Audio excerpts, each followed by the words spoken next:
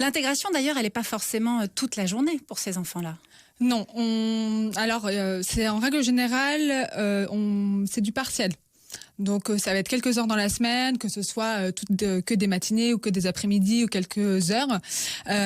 Et après, le reste du temps, soit ils vont dans d'autres institutions privées, soit effectivement, c'est à la maison. Au sein de l'école, ça se passe comment? Les enfants différents ne sont pas toute la journée avec la classe normale. Ils ont un espace à eux. Oui, tout à fait. Alors, ça va dépendre si dans l'école, il y a une classe Ulysse ou non. Donc, c'est-à-dire une classe d'inclusion scolaire Une dédiée. classe d'inclusion scolaire. Donc, ils ont déjà un temps assez important dans les classes Ulysse et un temps dans leur classe de référence. D'accord. Voilà. Donc, ils sont pris en charge uniquement avec une enseignante spécialisée dans leur temps d'Ulysse et ensuite, ils viennent éventuellement avec un intervenant qui leur est dédié dans la salle ordinaire, dans la classe. Alors, ça va être l'intervenant sera là pour les deux, la classe Ulysse et la classe ordinaire.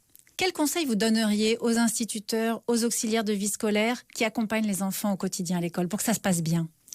Moi, je conseille avant tout de bien réfléchir à la structuration de l'espace. C'est ça ce qui va permettre à l'enfant de développer ses capacités. C'est-à-dire l'aménagement de la pièce? L'aménagement de la pièce et du bureau. Si c'est un enfant porteur de TSA, on va plutôt essayer de... TSA, trouble de déficit de l'attention. C'est ça. D'accord. Et du coup, on va essayer juste de le mettre peut-être dans un bureau qui est un peu à l'écart, avec moins de stimuli pour qu'il puisse se concentrer. Et surtout, une visualisation de son temps avec ce qu'on appelle des pictogrammes, des images, des activités qu'il va faire dans la journée. C'est comme nous on a besoin d'un agenda pour savoir ce qu'on va faire dans la journée. Ça nous aide à savoir ce qu'on va faire. Pour les enfants, c'est pareil.